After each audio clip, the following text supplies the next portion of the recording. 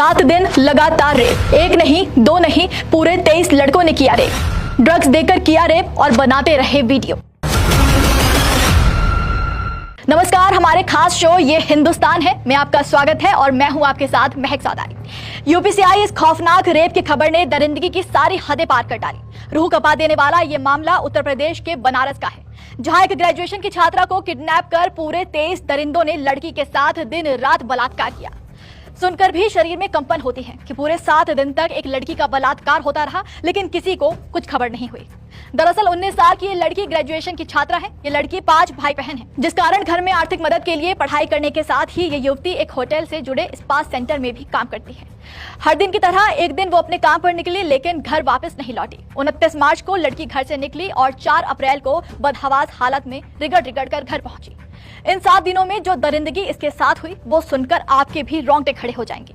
लड़की काम खत्म कर लौट रही थी कि तभी उसे रास्ते में उसका दोस्त राज विश्वकर्मा मिला, जिसके बाद लड़की उसके साथ घूमने चली गई। इस दौरान राज जबरदस्ती उसे लेकर एक होटल में गया और वहां उसके साथ पहले जबरदस्ती की, लेकिन जब लड़की ने विरोध किया तो उसने जबरन उसका रेप किया और उसका वीडियो भी बना लिया। 30 मार्च को जब बेटी अपने घर आने लगी तो राज के जानने वाले समीर, आयुष सिंह समेत कुछ और लड़के होटल में आए। उन्होंने उस लड़की को होटल में ही रोक लिया। फिर वीडियो वायरल करने की धमकी देकर सभी ने उसके साथ बारी बारी से रेप किया।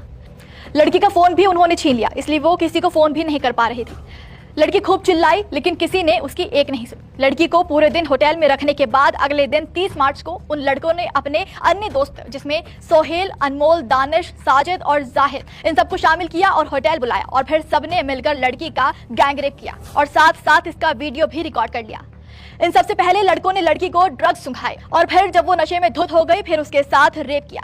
इसके बाद लड़कों ने होटल से निकलकर लड़की को गाड़ी में बैठाकर मलदहिया स्थित कॉन्टिनेंटल कैफे ले गए। वहां बेहोशी की हालत में फिर लड़की के साथ रेप किया। 2 दिन तक मलदहिया के आसपास के होटलों में साजिद के दोस्त इमरान, दानिश, सोहेल, शोएब, जैब और अन्य लड़कों ने अलग अलग जगह लड़की के साथ रेप किया। ये लोग लड़की को शहर से काफी दूर ले गए थे और उसे धमकी देते रहे कि अगर उसने किसी को भी बताया तो उसके सारे वीडियो वायरल कर देंगे। 3 अप्रैल की रात साजिद ने लड़की को एक कार वाले के साथ बैठा दिया। लड़की इन दिनों पूरी तरह नशे में थी, इसलिए कौन उसे कहां ले जा रहा था उसे कुछ समझ ही नहीं आया। कार में 5-6 लड़के पहले से मौजूद थे और उन लड़कों ने भी मिलकर चलती कार में लड़की के साथ रेप किया और फिर उसे सड़क पर फेंक कर भाग गए। इसके बाद बेटी बदहवास हालात में घर पहुंची और उसने पूरी कहानी घर वालों को बताई। इन दिनों में जब बेटी घर नहीं लौटी थी तो घर वालों को लगा कि वो ऑफिस के काम से कहीं बाहर गई है, क्योंकि वो अक्सर होटल के काम से दूसरे शहर में जाया करती थी। लेकिन जब 2 दिन बीत गए और बेटी का कोई फोन नहीं मिला तो घर वालों ने छानबीन शुरू की। 4 अप्रैल को बदहवास हालात में लड़की नशे में धुत किसी तरह घर पहुंची तो बहुत डरी हुई थी। बेटी की इस हालत के बाद उसके पिता की तबीयत बिगड़ गई और होश में आने के बाद जब लड़की ने अपनी कहानी सुनाई तो घर वालों के पैरों तले जमीन खिसक गई, जिसके बाद उन्होंने थाने में शिकायत दर्ज कराई। लड़की का मेडिकल हुआ तो रेप की पुष्टि भी हो गई। युवती की मां की शिकायत पर मुकदमा दर्ज कर 6 आरोपी गिरफ्तार किए गए। गिरफ्तार युवकों में लल्लापुर निवासी साजिद, हुकुलगंज निवासी आयुष सिंह और दानिश खान, मलदिहा निवासी अनमोल, सिगरा निवासी इमरान समेत कई अन्य शामिल हैं और फिलहाल इनसे पूछताछ की जा रही है।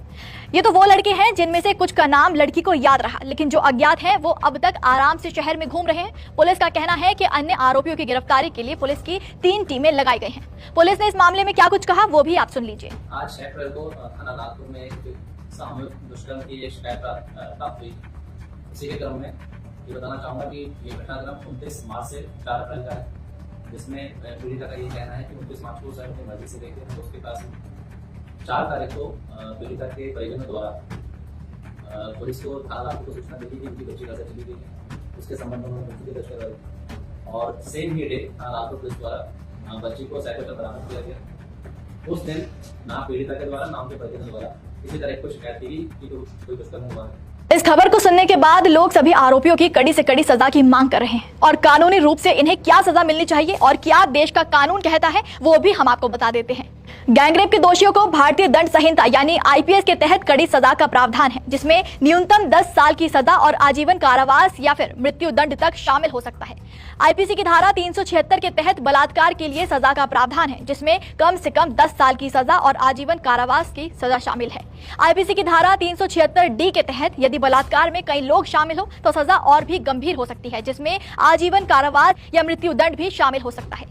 आईपीसी की धारा 376 ए के तहत नाबालिग से बलात्कार के मामले में सजा और भी गंभीर है, जिसमें आजीवन कारावास या मृत्यु दंड तक की सजा का प्रावधान है।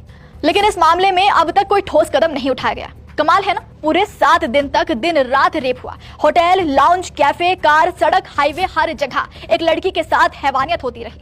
23 लड़के भेड़ियों की तरह उसे नोचते रहे, लेकिन किसी एक पुलिस, एक अधिकारी और किसी नेता तक की नजर इस अपराध पर नहीं पड़ी। आखिर क्यों? ये पूरा प्रशासन, पूरा तंत्र आखिर किस नशे में चूर था जो इस अपराध को नहीं देख पाया? लड़की को नशे की हालत में एक जगह से दूसरी जगह ले जाया जाता रहा, दरिंदे सड़कों पर खुले घूमते रहे, लेकिन किसी को शक तक नहीं हुआ। ऐसे कैसे हो सकता है? और केंद्र की भाजपा सरकार अक्सर बेटी बचाओ बेटी पढ़ाओ के नारे लगाती रहती है। तो मेरा सवाल है योगी सरकार से कि ऐसे जघन्य अपराधों के बाद जब बेटी बचेगी ही नहीं तो पढ़ेगी कैसे? कहां गए महिला सुरक्षा के वो वादे, वो दावे? शायद चुनाव होते ही खत्म हो गए। और सरकार को अब इस बेटी को न्याय दिलाना ही होगा, क्योंकि यह हिंदुस्तान है, संविधान से ही चलेगा।